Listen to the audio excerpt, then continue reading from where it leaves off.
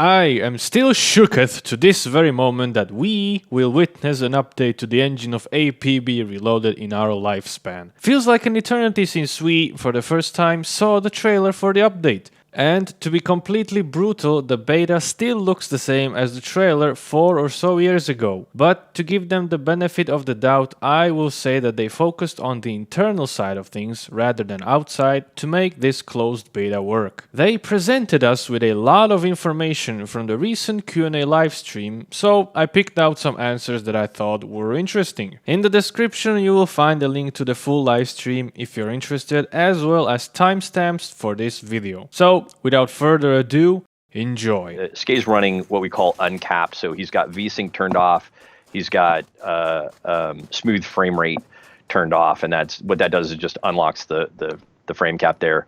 What most people notice as frame rate lag is actually the change in frame rate, right? So if you're sitting at 100 and you drop to 60, that's going to look like lag. If you're sitting at 60 and you drop to 40, it's going to look like frame lag. And so what we want to do is have the highest possible frame rate, but have it be as consistent as possible so people don't see that. I'm of two minds, right? I want the game to look as good as it can look. We're not going to get PBR rendering in this engine. It's just not something that Unreal 3.5 was designed to do. There has been some upgrades here. I think you guys can see upgraded textures and better normal maps and some other things here. Me personally, I'm all about let's just ship the game. There's so many benefits in the engine outside of the fidelity. It does look a little better. The lighting is a completely different lighting model, but I'd rather just get it into players' hands because the unified code base makes it so much easier to work with. We've got some kind of fun ideas about getting console players into social alongside PC players and being able to use the economy back and forth and the customizations, which are harder to do on console and easier to do on PC, and having them kind of transfer back and forth. So there's a lot of benefits in the engine in general. I'm tempted not to over noodle the visuals right now and just get it into the players' hands. I noticed the big one, and I know this came up in a couple other streams, and as the estimate of when the new engine will go live permanently. I think it's going to go in stages. We specifically have spent a lot of time on social and Asylum because they were the closest, and so we kind of wanted to get those done. I mean, it's a very big game, as everybody knows. It was more than $100 million spent on this. What the fuck? And so rather than try to do everything at once and hit a home run and have it continue to take so long, we're going to release to the general public the open beta with Asylum and with social, and we're going to do that for a couple of reasons. Just we need to get more large-scale testing for districts so that we can continue to optimize things like frame rates with more characters, in the game and that sort of thing. And so stage one is to get this, what you're seeing here, the beta, into the hands of players, which will have Asylum and social, and gives us a little bit of chance to finish up the work on Waterfront and Financial. And then as a second release, we're going to do iterations of that, and then the next stage would be to release Financial and Waterfront in beta, and kind of tweak those out. Obviously, we can throw Crate and some of the other districts in there too at that point, and then the third stage will be to transition everybody, right? So when everybody goes to go download, it will patch 2.1, and everybody will be cut over. So I'm going to give the same kind of look. We changed the time of day there. I'm going to give the same kind of answer. I think with UI. We're going to keep the same kind of look. I don't want to go into that rabbit hole. There are plenty of optimizations I would love to do because I think there's just places in the UI we could streamline and make a lot more easy to use. But I don't want to go down that rabbit hole and delay the game any longer than it's been delayed. I think part of the purpose of the weekly blog is to just show you guys what we're doing, and we're not just sitting on this, wasting everybody's time or pretending like we're working on it. Like the vast majority of the team spends every day working on this. When it comes to threat and matchmaking, I'm sure that's everybody's biggest beef. And so one of the things that it's not going to lie, that it won't launch immediately with the beta, but it's the next major thing we're putting in, and a ton of work has been done server side for this.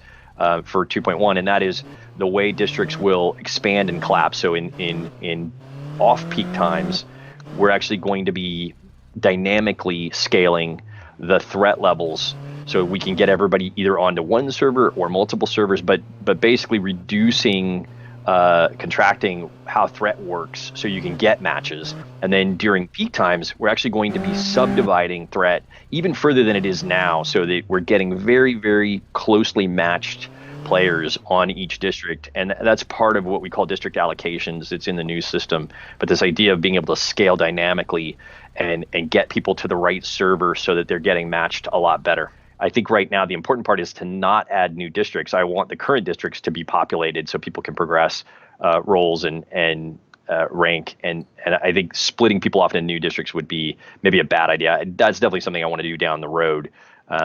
But the main new content we're doing is 2 new contacts, which will be at the final launch of 2.1. We're introducing the EMP. I think we've talked about that. We're introducing new clothing. So there's definitely stuff coming. There is a car in the works. So there will be some new content. I don't want everybody to over focus on the new engine. We know we need to get some new stuff in the game. Someone mentioned earlier weather, and the engine has support for weather. It's something we'd like to do a little more of, so that on random days that you'll see a little bit more variation in the lighting and in the time of day. It's the whole system is actually called our weather system internally. So it was always designed to have a little more variation in what we could do, so people aren't constantly staring at the same day-night cycle. I feel like we've been bitten by that bear trap. We jumped into weapon balance too soon, made some bad choices there. I think I'm fairly happy where it's at. I think we brought it back to at least a decent level. I know EXO is really about jump scouting, and I do want to bring back some of the out of bounds, allowing players who are not in missions to just kind of have fun and go out of bounds. I think there's no harm in that. So it's something we've been toying with. But I can't speak to the other stuff. So I'm very happy. This is a bit of a different look. I think people are looking at the car editor and the customization editor in general. The backdrop's kind of been changed. We kind of wanted to put a little bit more of a spotlight on what you're designing. Load times are a lot faster in here. I personally think the cars look a little better in here. Definitely fidelity on the symbols is a tad better. At the end of the day, we still have to bake that out to a texture, so there are some limits on what we can do. But I think players will hopefully see some improvement there. I don't know that we're gonna look. I mean, Real Time World did a great job on the vast majority of financial. Those are, each block is its own mini map. I don't know that I want to tweak with that a whole lot. I think they spent a lot of work there.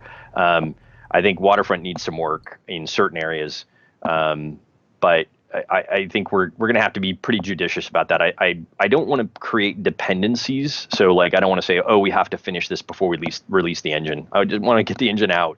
So many benefits there, and then we'll continue to iterate. It doesn't stop there. That's really just where we get started. I don't want to avoid this question. I think it's a critical question. In fact, the truth is, as soon as humanly possible. There was, in the back of my mind, there was a fantasy of releasing it today and just saying, hey, everybody go have at. It's not there yet. It would be a disaster if we released it today. We still have crash bugs. We still have a little bit of work to go. I would say that we are closer than we've ever been. I like how both these districts are coming along. I think that we've got to fix the UI slowdown, and we've got to fix the performance game loop kind of issues. But we're close. I know that the meme, the sort of soon TM. I want to avoid that, but I would say we're within weeks, not months. So I think we're getting very close. Quality of life features like auto sprint, kind of thing. Will that come with the new engine? The hope is yes. Again, I'm not going to hold it back, but very quickly, we want to get everything that we want players to be able to do. We want it in the settings. We don't want people to have to edit configs. I will say this. I mean, the config file, there's one main config file. Editing that config file is basically what you do with the settings editor in game, right? So when you're choosing settings, it's writing that out to a file, editing the file. That's going to still be possible. However, the new engine encrypts and locks down 95% of the files. So there will be a lot less that you can do with this new engine than you could do with live. It's just not even possible. So the idea is to just put what we want into settings, and that way everybody will have access to it. Things like auto sprint and poor Pound. I know he plays with that config and was severely gimped today. We didn't want to mess with that today. We nearly opened that up, but today everybody played no configs. Everybody played equal. So But the goal is to also do that for the new engine. Just let's get it all in the setup. Someone mentioned private districts, and I do want to give a nod today to, I hope the streamers had a good time. I know it's a kind of a good feeling to be in a district playing against competitors where you know that everybody's using the same configuration. No one's using anything different, and our goal is really that every player gets to have that experience. We're really looking on working on ideas and things where we can try to get that experience, because that's when people, I think, have the most fun, right? If you're doing missions and hey, everybody's on equal footing, then that's a pretty good time. I don't know if we can do private districts, but certainly that topic has come up with respect to esports and some other things. We work really hard on the cheats, the anti-cheat, and our ability to detect cheats, the reporting system, and things like that. I'm not going to even pretend that we're perfect. No game is. But it's just something we continue. Inventory is a problem right now. I know we need to do some extending, and there is a quality of life project that's already been designed and worked on that I think will rework inventory in a very, very positive way. I'm not going to go into details on this stream, but there is a solution coming. It's not necessarily about extending the inventory. I think that's fine. Adding more inventory is great. I think searching the inventory, getting to the inventory in a different way, shifting to more unlocks and less permanent buys where you got to leave things in the mail or that sort of thing. I think just the way we're managing some of the inventory is going to change, I think, in a positive way. We've got to fix it. I think Real-Time Worlds never contemplated this many guns in the game. And so what we're seeing is just a system pushed to the limits that it just was never designed to house this level of content. For 10 years, this game's been going on. We're coming up on the 10-year anniversary. And so I think just we've got to improve that system per today's standards and the amount of content we have in the game. The question about contacts, there's 2 new contacts. We have a new, the EMP is the newest thing on them, which I think we've talked about briefly, but there's a brand new little bit of gameplay we're introducing there, anti-vehicle gameplay with the EMP. They do have weapons on them. We're pulling weapons that were maybe paid only or off of Armis and putting them on the new contacts, and then I think they have some new clothing, which hasn't been shown yet. We definitely want to do more with that. Absolutely, the answer is yes. The question is just timing and what those features will be exactly.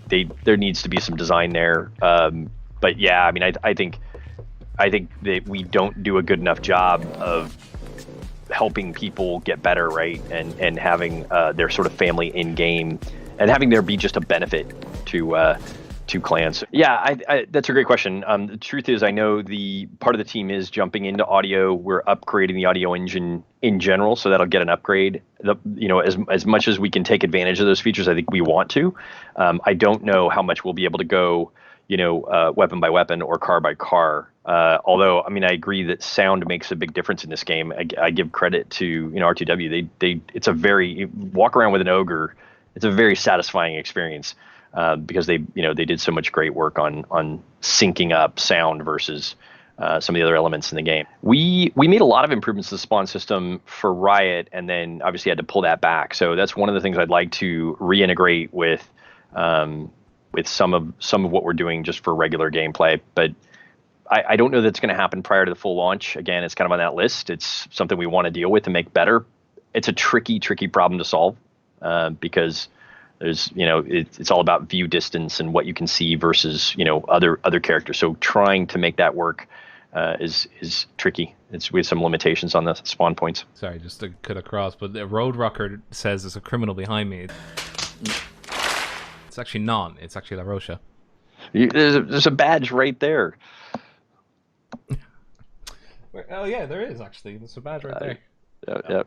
I don't know. That's a great question. I don't know. I think there are some interesting subsystems in Riot. It was not a very well received or frankly, a perfectly executed mode. So I don't think so.